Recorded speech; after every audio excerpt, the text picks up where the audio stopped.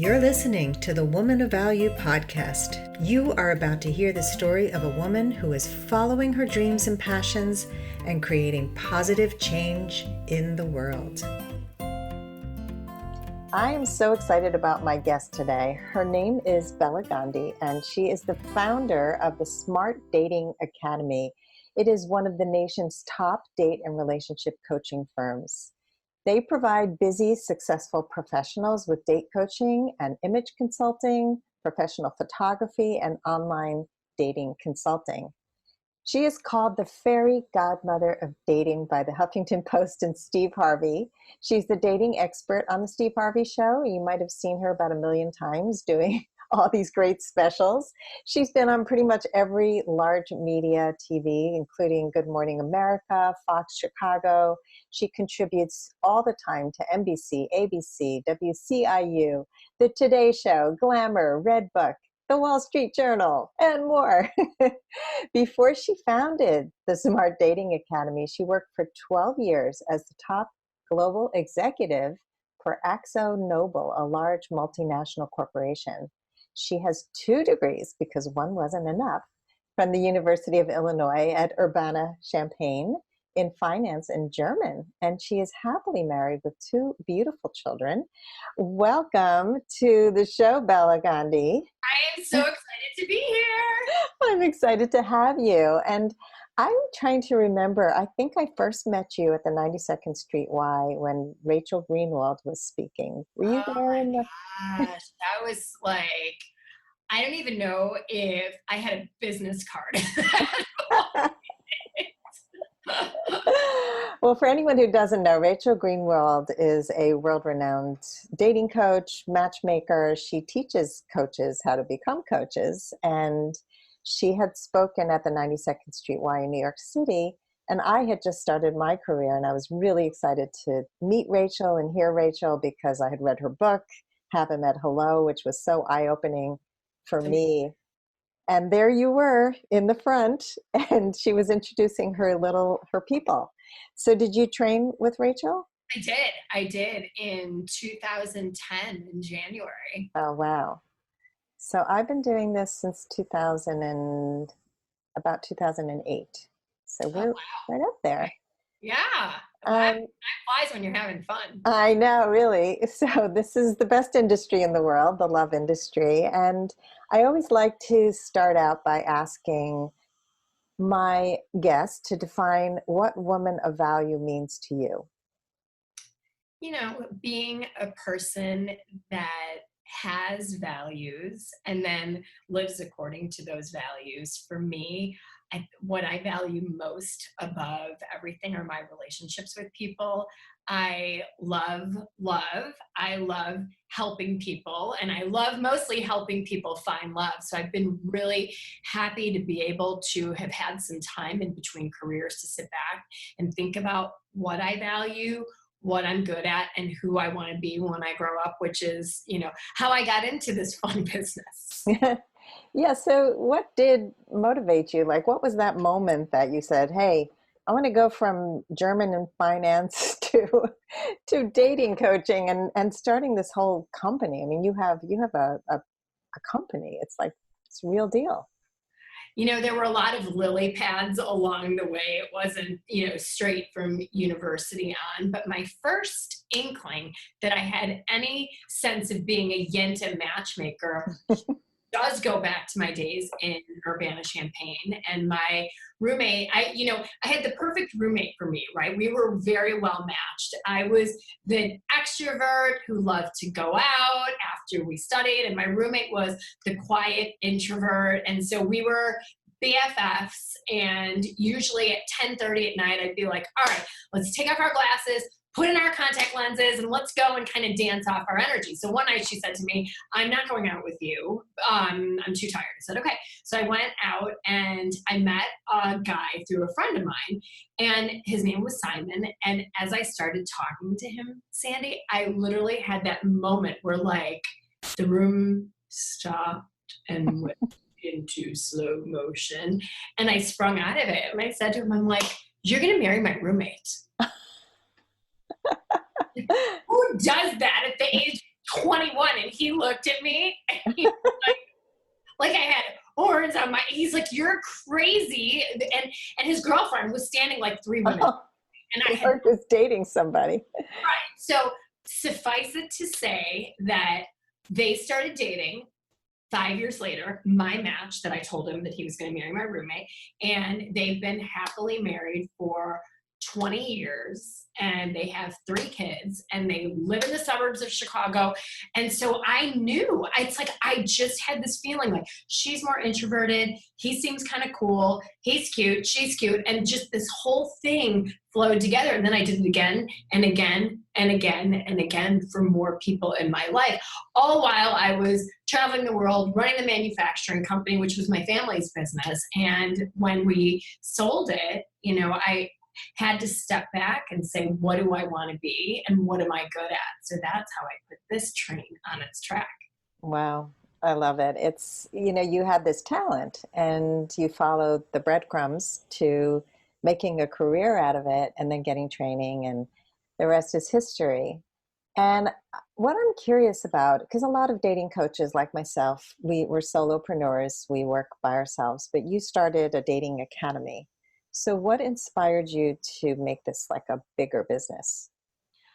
I think I came from bigger business, so I really didn't know another way. Like, okay, if you're going to start something, I come from a family of entrepreneurs, my dad, my grandfather, my brother, my uncle. So it's kind of, for me, it was just like, okay, this is what you do. You start in your bedroom and then you put a plan together, you put a process together. And my process, I did train with Rachel Greenwald.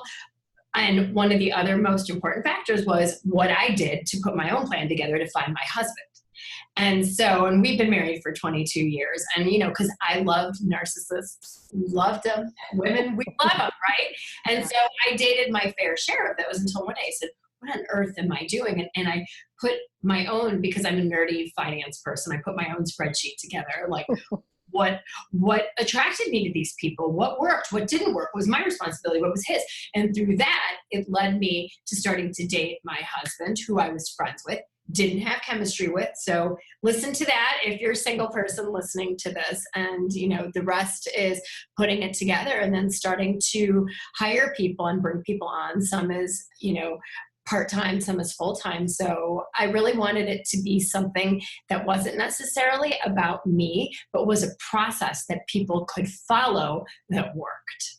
Which is brilliant, really. And I love the story of transitioning from narcissists to your amazing husband, who started as your good friend. And I think that so many people, like, they want that, but they don't know how to transition into that. And I was just saying on my other podcast yesterday, I was interviewing someone who talked about how to have healthy relationships. She wrote a book on breadcrumbing and ghosting, which is all the new terms, and there's so many more that don't even, it's just too many terms. It's just like, these guys are not investing, period. You don't need 500 terms for that. And these things have been happening since the beginning of time. This correct. Dating things like breadcrumbing and ghosting. Like, there's just more names now. Exactly, which is hard to keep track of. And people are like, well, what does this mean? What is it? I'm just like, the guy isn't investing in you. Just walk away. Just it's not working. Yeah. But I had interviewed a woman named Linda Carroll, who wrote a book called Love Cycles, and it was about the 5 stages of love.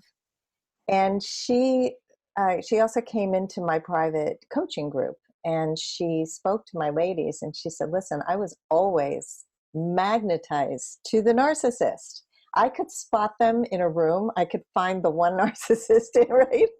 And she said, right, so she had been married before to a narcissist, and she changed her brain. And this is what's so fascinating, is that with this work that both of us do, we really can rewire our brains to have attraction for somebody who's actually good for us, not bad for us, which you did so successfully.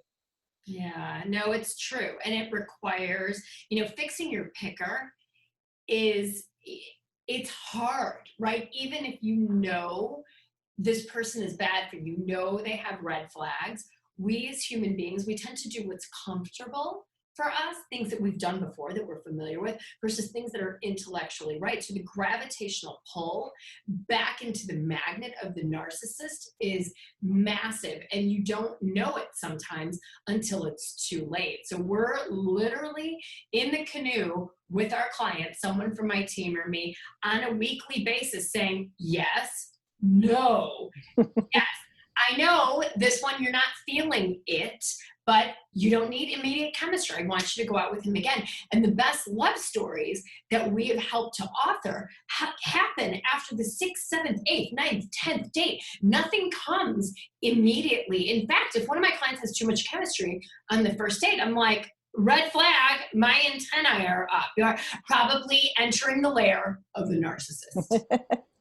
Or you totally lose yourself in the Yeah. process, right? And I have had, so many experiences with men who come on so strong in the beginning, and and I know you're the one, and I'm such a good judge of character, and I just can tell you're just such a special woman, and and I want to take you to a Broadway show, and then I'm going to take you here and there, and we just met for coffee, right? And so it's anyway, yeah, it's when these red flags, and you can smell it, you can taste it, um, When you're a woman of value, then you know that that's a lot of false pretense, right? yeah. And you need to be fed all of that and swept off your feet. So this is kind of a great segue into that. It's once you know the red flags and the green flags for a kind of partner that's going to make you happy, you're not as susceptible to all of that intoxicating talk and action that narcissists are amazing at, and what Hollywood has brainwashed us into believing a good relationship should start out like. That's why it's in movies, because it doesn't happen in real life. Yeah. Or it does happen in real life, but then you don't see the ending. You don't see when the person's like dropped flat like a pancake. Yeah, and what's really interesting, and I think this was a great distinction for me when I learned the difference between a great date and a great relationship is it's very different often. And what people are looking for is that instant chemistry and that, oh my God, and the adrenaline rush. And what you're really looking for is somebody who you're safe with and somebody who you're going to be comfortable with for the rest of your life, who also excites you. But, it's got to have both elements. Lust is nature's way of tricking us into attachment, right? Yeah. Oh God, the attachment thing. That's a whole other conversation. I wanted to really just bring out something here, because anybody watching or listening, if you're listening on the podcast or watching this on the video, will see you have great energy. You really get very animated, and I know that you've been on all this major television and all these shows, and you and I have spoken about the fact that you had a tremendous fear of public speaking. Yeah. And I want to address that because nobody looking at you today could ever guess that. And can you speak to that and tell us what it was like before and how you overcame that fear? Yeah, I didn't have it for a while when I was in my 20s, but then there was that one crucial meeting where suddenly I had to talk about a product that I didn't believe in. I didn't like it. And it was after my family's company was acquired by a large multinational. And they said, this is going to be the new brand, and this is the way you're going to talk about it. And I walked in to a meeting with existing clients that I had known for, 8 years. And my mind went absolutely blank. I couldn't talk. I couldn't speak. And I left the room pretending I had a coughing fit. And from that point on, I had severe anxiety that would happen again, to the point where even if I was in a room with other people and being introduced, let's say at an industry meeting, and they would say, go around the room and just talk, tell us who you are and what you do and why you're here. I could feel my pulse in my neck. And so to be doing national media, on a weekly basis now has been a real journey. What I can tell you is it's unexpected. If you told me 10 years ago that you would be landing in a lunar capsule on Mars, or, doing 9 episodes with Steve Harvey and being fine with it, I would have been like, oh, dude, Mars all the way. I'm not doing that. Are you kidding me? I drove a forklift. I have a hard hat and steel-toed shoes. Like, that's what I was comfortable with. But, it's kind of my philosophy in dating, which I try to drink that Kool-Aid. And when I got my first request to be on television locally in Chicago, my first instinct was absolutely no. And my husband's like, yes, go jump out of the plane. And I said, okay, I'm going to do it. What's the worst that can happen? It's Chicago's biggest network. There's 500,000 people watching. I'll suck. I'll run off the stage, maybe vomit, but I won't die. So I'm not kidding you. I stayed up the entire night.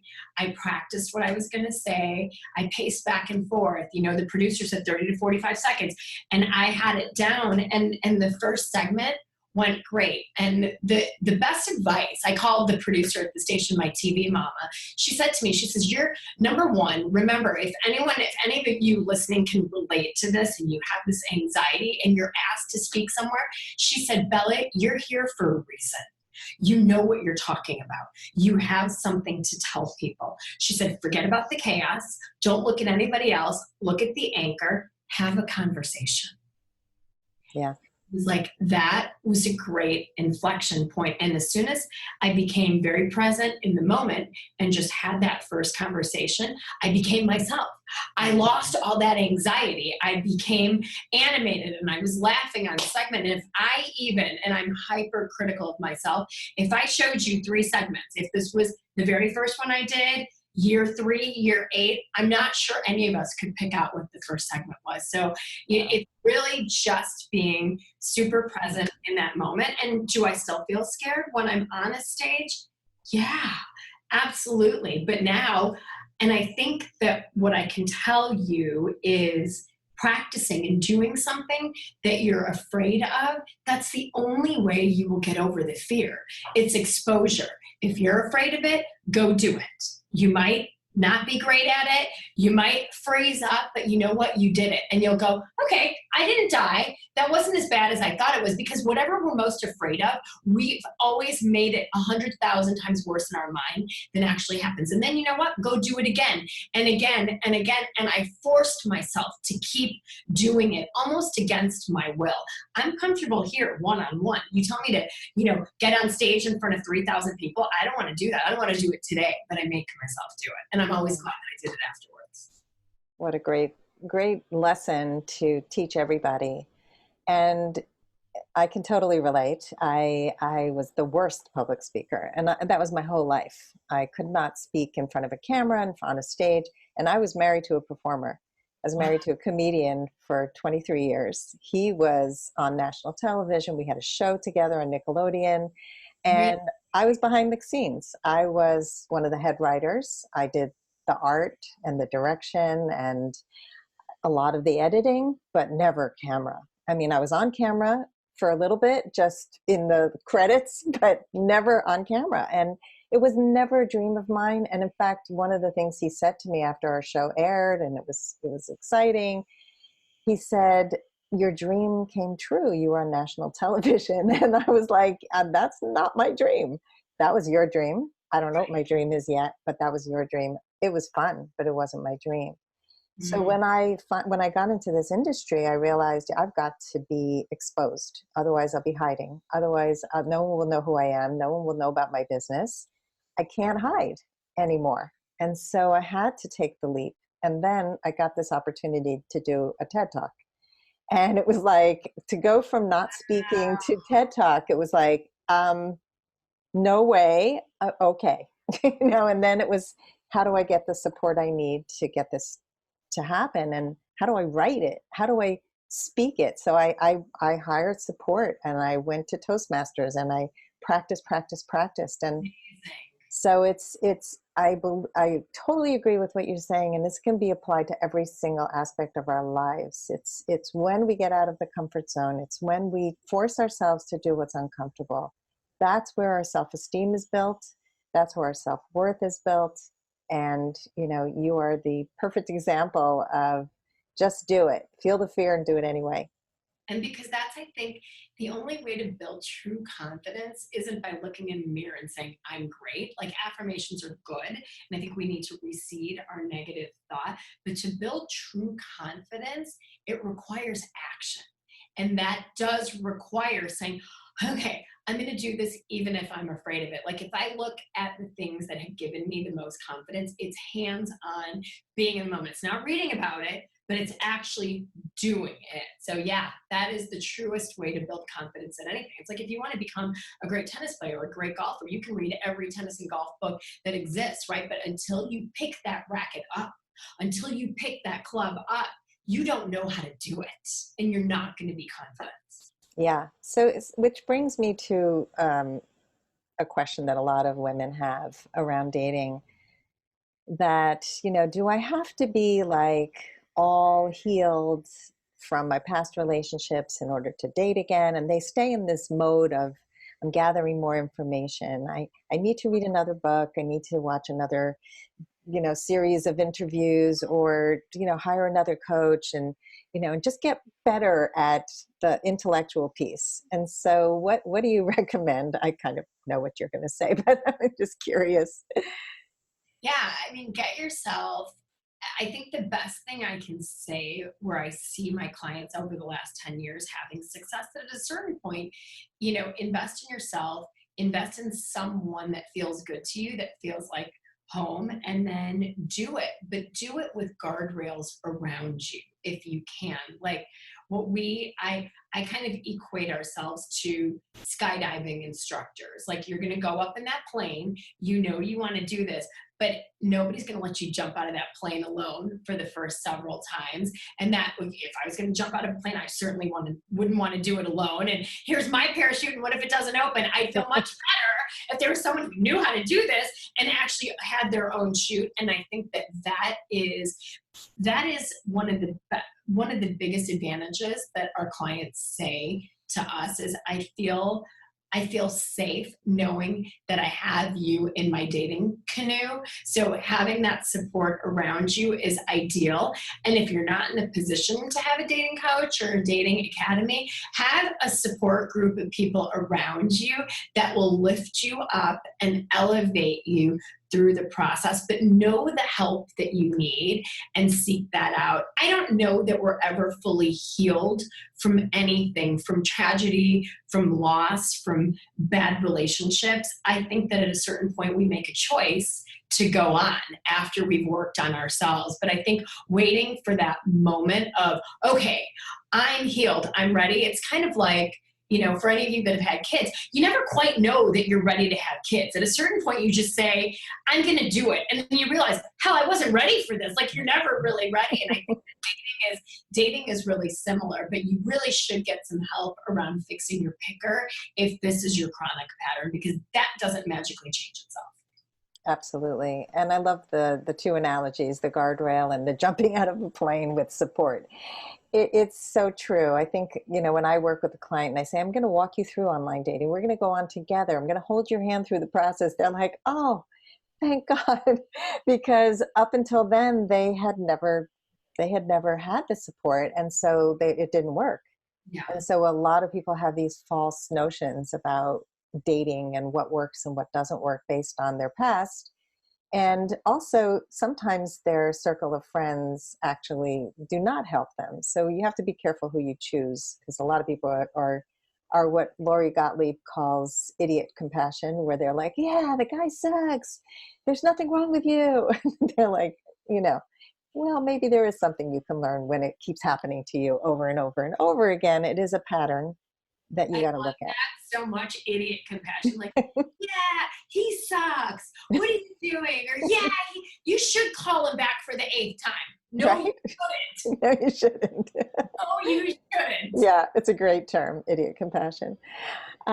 So Bella, what are you creating right now what's happening in your business, in your life, besides your home renovations? Yeah, besides massive home renovations, we just redid our website, smartdatingacademy.com. Ooh, We did it to line up with 9 exclusive episodes that we did with Steve Harvey on steveharvey.com, which was his private launch. So that's been, for those of you who haven't made a website, it's like giving birth to a child. We did that in 28 days. You usually have 9 months to get pregnant and give birth to a baby. So that is a work in progress. So if you haven't checked it out, check out smartdatingacademy.com. And we're also trying to, we've done a lot of webinars in the past where I will speak to a group of hundreds of people and teach them about dating. But one thing I really want to try to do is democratize the information that we're teaching our one-on-one clients, that can afford to have a one-on-one coach. But I think that there's so much need and hunger and thirst for this kind of information. So we're going to put together an online course to teach people the basics of that. At least, I feel like if we can provide the strategy, some tactics, some useful things that at least will give people a good running start and save one person from the clutches of a narcissist, I feel like it will have been a great investment. that's a great idea. I think anytime you can take what you teach and create a system and show people, there are people who are do-it-yourselfers and there are people who want the one-on-one, and there's all types of learners. So it's really helpful to have all of that. And I can totally relate to the website giving birth. I just created the Woman of Value website this year, and it was such a long process because I didn't yet have a company. I had an idea and I wasn't sure where I was going yet. So to take it from zero to fruition and knowing who am I speaking to? Who am I serving? I kept changing, direction. And then I just said, okay, better done than perfect. And you have to, and finding a great web company for me was also huge, having the support. So I think, this, what we're talking about today is relevant to anyone who wants to grow, and to me, a woman of value is somebody who wants to be bigger, who doesn't want to stay small. And like last night, I gave a talk at Toastmasters about how to deal with criticism, how to diffuse criticism, which is a big Oh, thing. I want to hear that. I have a tape of it. I can show you. But I think that what a lot of people do is they stay small. They say, okay, I'm going to hide. I don't want to ever be a public figure because then I'm opening myself up to criticism. But you also open yourself up to impacting so many more people. And so you have to learn how to deal with the negativity. And there are all kinds of people in the world. Actually, how have you dealt with, have you had it, have you had people come at you? Okay. How have you dealt with the criticism? I look at it as being part and parcel of what happens when you put yourself out there. And I look at people, I try not to let it hurt my feelings, but you can always get those paper cuts, right? And I kind of try to look at them as paper cuts and not truth. And when people are saying something mean about me, I feel like they're coming from a place of hurt. And so I kind of look at them with compassion and bless them on their way, and hope that they stop all the internal hatred that they're projecting onto the world. So it's hard some days, but I think that when you realize it's never about you, it's about that person. Yeah. It Then takes a lot to get there. it takes a lot to get there. And believe me, I have my share of war scars everywhere on this. This isn't some glib piece of advice or floating on a cloud. This is the school of hard knocks. When you do put yourself out there and you change careers and suddenly you're a woman of color and you're out there talking about dating and you're from a culture that comes from arranged marriages. Like, you can imagine the swirls that go along with that. So it's very interesting. Yeah. Yeah. So you get a little bit of a different mix of criticism because you're a woman of color and because of arranged marriages and all of that. And yeah. So small. And I think that what we do in our mind is we blow it up to be so big. But if I look at, 100 comments that I get, 99 are overwhelmingly awesome, supportive, encouraging, kind, makes me want to like do more for people. And it's that 1 or 0.1% that actually does it. So also putting that into its place for me, because our minds have a negativity bias and they want to expand, into like the size of this lemon here, one bad thing that someone says and it just sits up here like a tumor. It's like, no, let that go. Think about all the wonderful things people are saying about you all the time. That's what's true. Yeah, good advice. And also, we can apply this to dating because dating is filled with lots of no's, and a lot of people take that very personally. And it's really not personal. Most of the time, it's really just not a good fit. And so, I think that, but you brought up compassion, and to me, compassion is so key to really be a more compassionate person. Helps you in every aspect of your life, and to just really understand the humanity of people. And and I think that's what makes people drawn to you also, is that you really have an understanding of how people need to be spoken to. And you're very optimistic, psychotically optimistic. I love the psychotic optimism.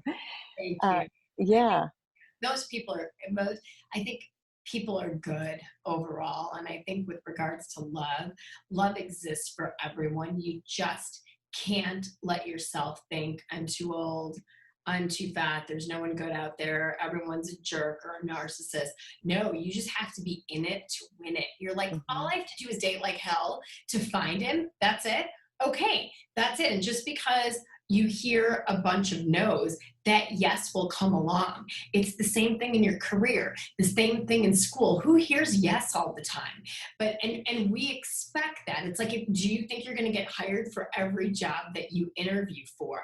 No. How many college applications do kids send out today, and how many do they actually get in versus not? But in dating, we throw so much ration and the way we look at other pie pieces of our lives out the window, and it becomes so deeply wounding and deeply personal, right? And it's like, no, just stand back and say, well, if I didn't get a job offer and I interviewed at 15 places, I wouldn't just throw my hands up in the air and say, well, I'm unemployable, I'm just going to become homeless. No, you would shake the trees harder. You'd apply for more. You'd cast your net out wide for other jobs. You would network more, but you wouldn't say, I'm unemployable. No, but in the dating world, we don't take that same purview to what we're doing in dating. And so many of us just quit, shut down, hibernate, say it's not for me, I can't do this.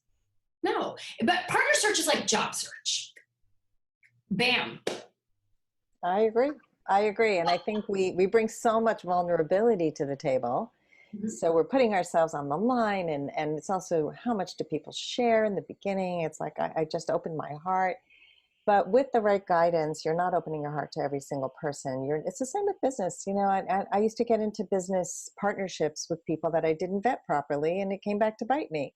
So I learned, you don't just trust implicitly. You have a contract, and you talk about things just like you do in dating. And so, yeah, it's just really important to be skeptical to some degree, but also to be optimistic and to see people as kind, and most people and are good people. And that was actually part of what I spoke about last night about the criticism, is to look at people with compassion and say, okay, that person's probably having a bad day. It's not personal. It helps you to calm down so that you're not in a power play with that person. And so the same thing with dating. You don't get on the defensive. You don't say, well, why didn't you pick me? What's wrong with you? And why you just use me for a booty call? It's like these people who have these conversations that you just walk away with dignity and just keep moving. Exactly. Don't take it personally. Yeah, so important. All right, so I'm gonna take you into the lightning round now. Are you ready? Ready? Ready. Okay, the first is to fill in the blank. I used to think I wasn't blank enough. Oh gosh, there's so many adjectives. Um, Smart enough. Smart? Mhm. So interesting that your company is Smart Dating Academy. Mm-hmm. Huh. So Yeah. how did that change for you? It's a lot of work. I was always a straight A student, but I felt like, I was always trying hard to get the good grades. So I thought the message that was erroneously implanted in my young head is if I have to work at things, then I must not be naturally smart. Mm. What? Right. And so that's something I work around a lot. So I'm always the over preparer, and I'm taking lots of steps before that make it look like there weren't a lot of steps. But now I tell myself, like, that's just why, that's what makes you successful, is you do care and you are prepared and you don't wing things, and that doesn't make you not smart. It makes you actually competent and good at what you do. So it's reframing all of these things. Mm. And I have to say that every guest I've had has had such insecurities about certain things. It's there's a common theme among women who are successful, and they often feel like an imposter. They are perfectionists. They work really hard. They're constantly reinventing and finding new ways to show their genius, the zone of genius. And I think that is the key to success. It's that you're never complacent.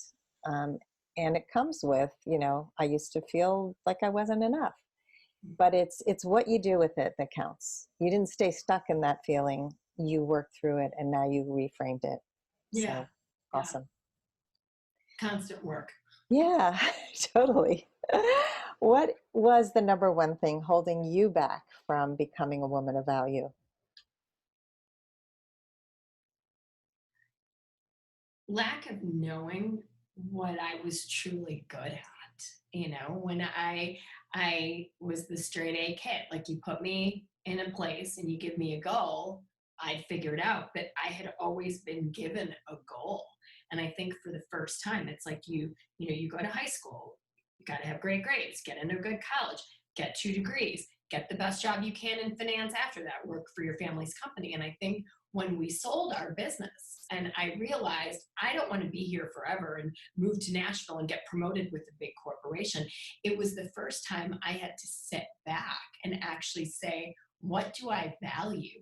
What do I want in my life? What makes me happy? Because suddenly everybody else's goals that I had always been working towards, or the ones that were just put in front of me and I had always shut the lights out at, it's like, well, now I have to set the purpose and the plan. So yeah, huge inflection point. Yeah, choosing what's right for you. Choosing what's right and having that conversation with yourself. Okay, what am I actually, what would I do for free every day because I love it, right? And then make that list. And out of those, what am I actually good at? And that's kind of how I put this business together, piece by piece. And how can I make money at it too? Small little detail. Small little, that has to be the intersection of all three of those things. Small little detail. That Yeah, the money piece. Yeah. Speaking of which, I think you said you were an artist also, that you, something about selling a piece of art. Can you say something about that? Yeah, it's funny. So in between when we sold our company and I was kind of felt like I was free floating, like, who am I going to be? I'm, 30 years old. I don't have an identity anymore. Like, if I'm not the VP of this business. So my mother-in-law is an artist, and I was talking to her, and my husband and I had been married for a few years, and we had these big walls around us. I said, gosh, I'd really love to buy a giant piece of loft artwork, like something abstract, like a big Rothko looking piece. But, it's sell my car and buy a giant piece of art. And she said, honey, if you can see what you want in your mind, you can paint it. And I said, what? So she took me to an art supply store, helped me get some canvas, some acrylic paint. And again, Bella dives deep immediately into something. I got all these painting books and I started doing abstract art. So I had a bunch of pieces. Every day after I'd come home from my corporate job, I'd start painting, and I wanted to master shading. And then we would just throw all these canvases up on the wall. And we had a birthday party for my husband. And our friends said, where did you guys buy all this art from? And I was like, buy it. I did this.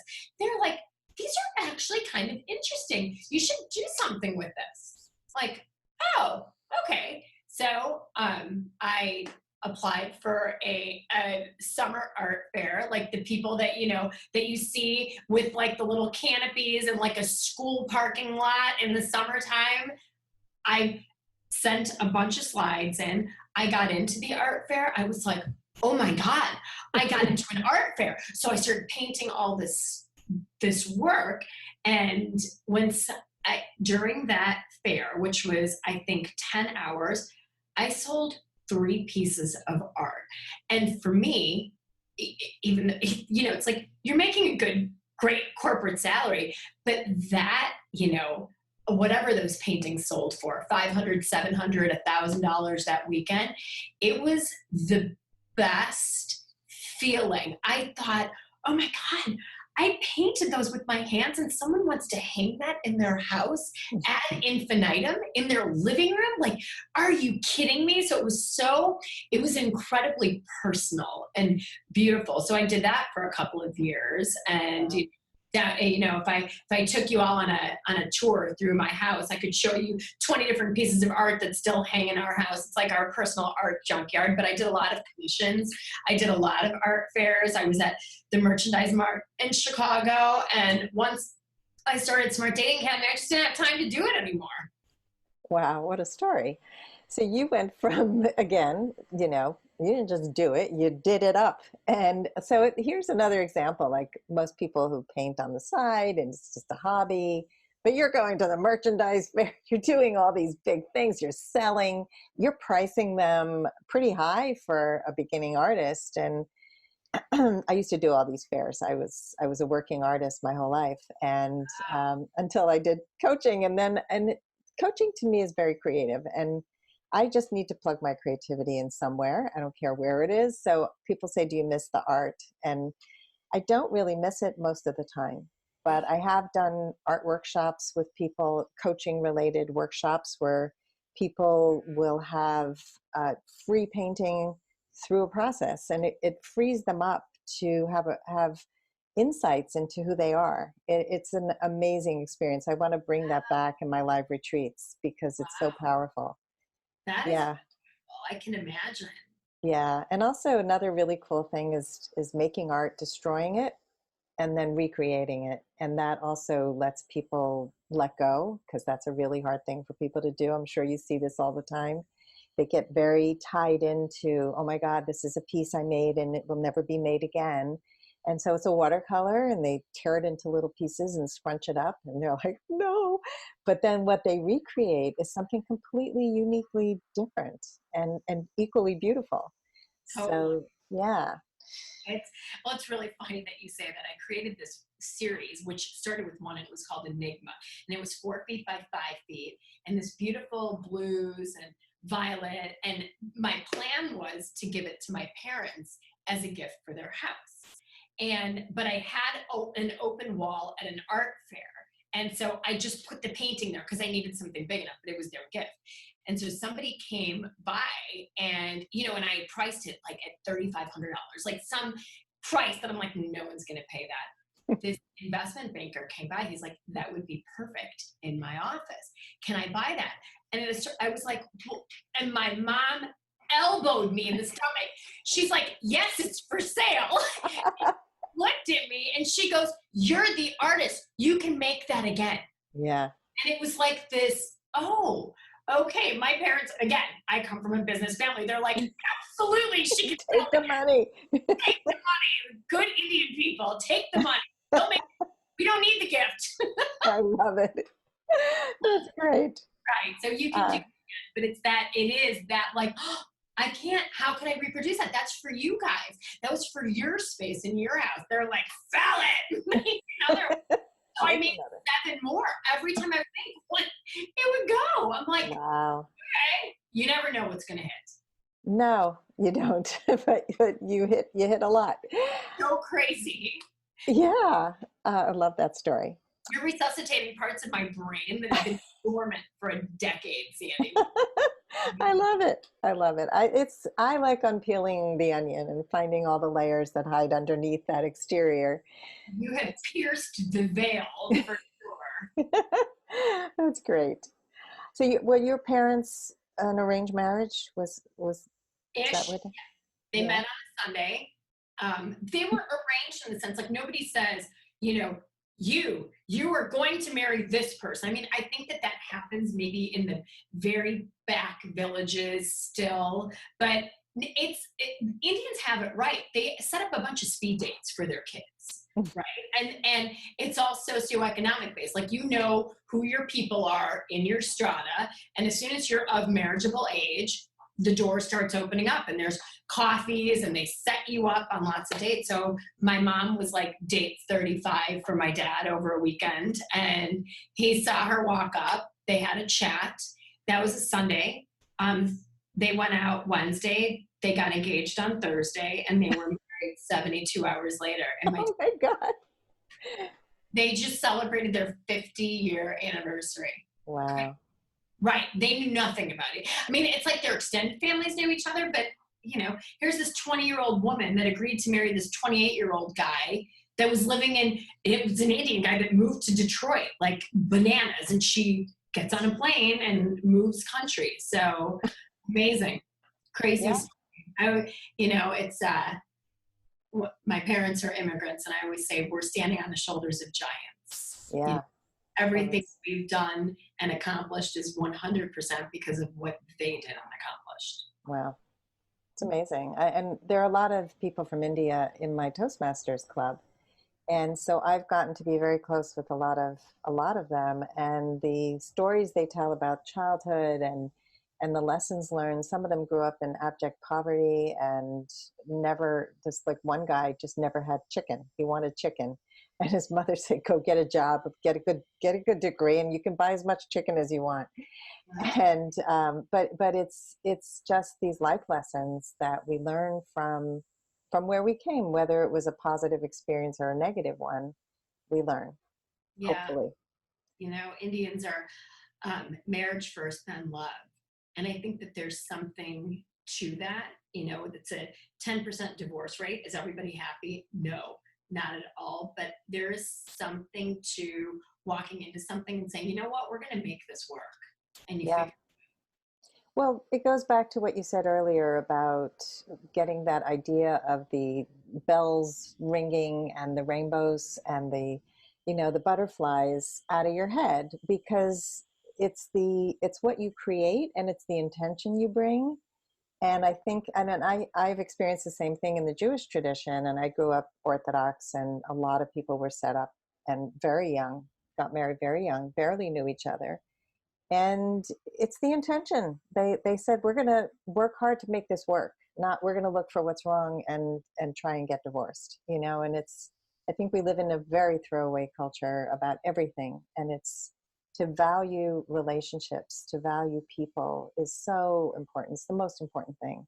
It's very, and yeah, very true. Like the all right, Harvard study said, relationships are everything in our lives. It's what they are. They define us. The quality and the depth of your relationships will determine your happiness over a lifetime. So have good ones, guys. Have good ones. And if it's not making you happy, address it or get out. Yep. Know what to look for, know what to say. All those skill sets. How to say it. Yes, absolutely. I mean, yeah, communication is so key. Yeah. All right, Bella, here's another question. What is a mistake that you made in the past that taught you an important life lesson? I have to pick from a repertoire of lessons coming through my head. I think it's being afraid of what people think, being afraid of failure. I left my job at ExxonMobil in 2006. And I didn't start this little enterprise until late 2009, partly because I lacked the confidence to know what my own purpose was. I hadn't been through my own exercise yet, but I was so afraid, having come from a family of people that have started businesses, they've done well. Like, what would people say if it didn't work? What would people say? Like, you ran a big manufacturing company and you're going to be a matchmaker? Like, what?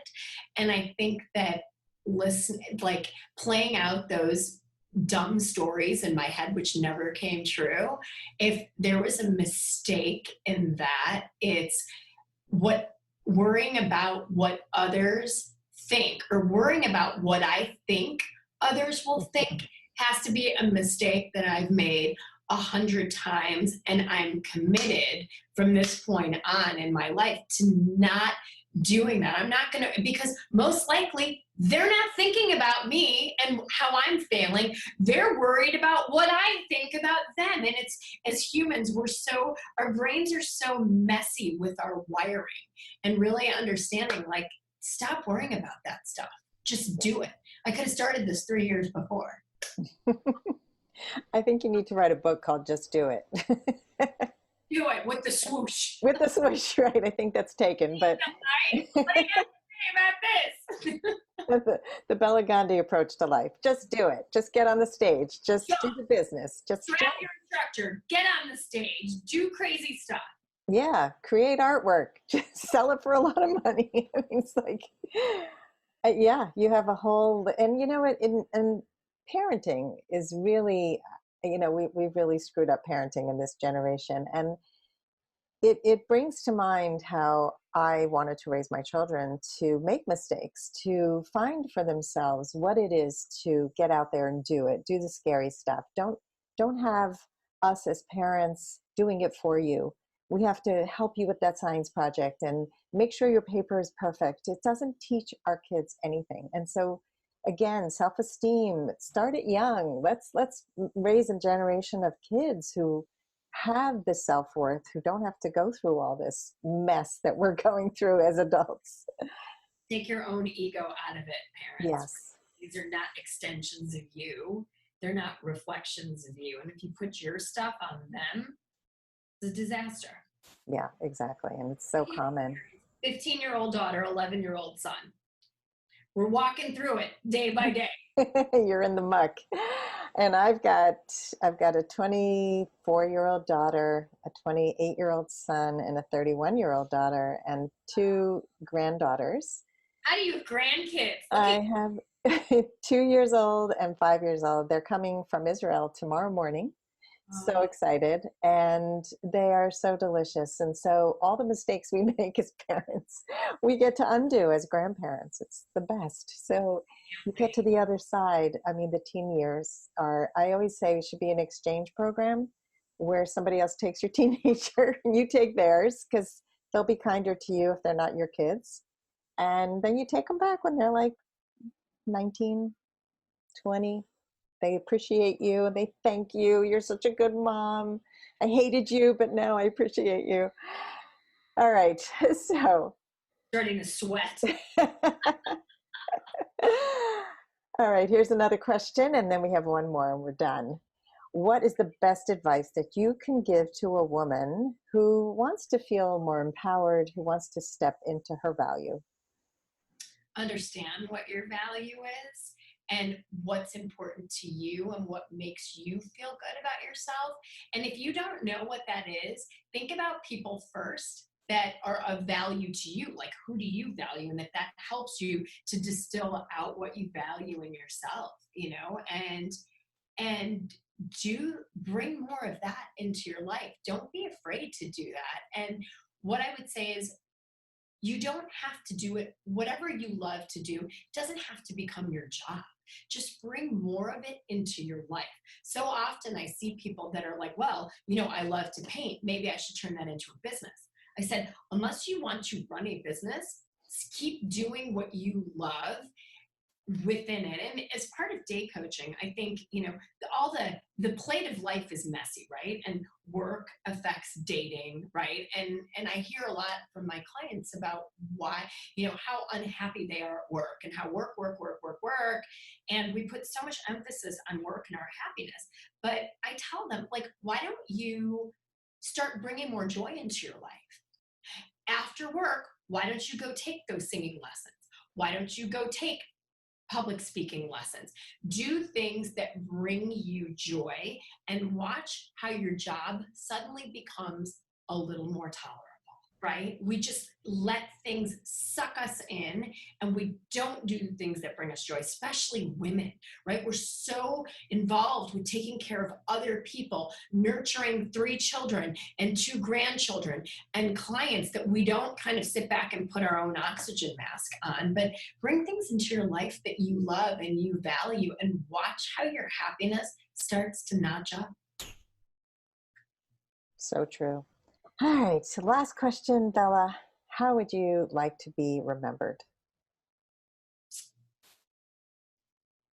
As a kind, compassionate, smart, we'll come back to that word, good human being, a good daughter, a good sister, a good wife, a great friend, a great mom, and a great inspirer of people. Well, you're doing it.